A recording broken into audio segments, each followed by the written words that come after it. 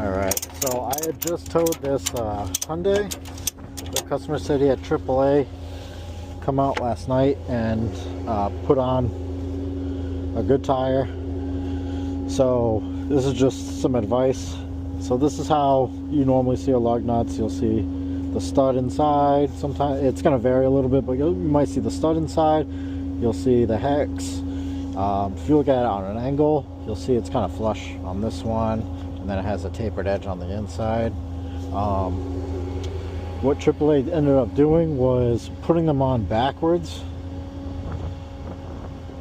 I guess. So don't do that. That's really unsafe, and it damaged the rim and the lug nuts. So just keep an eye out. Some word of advice, I guess.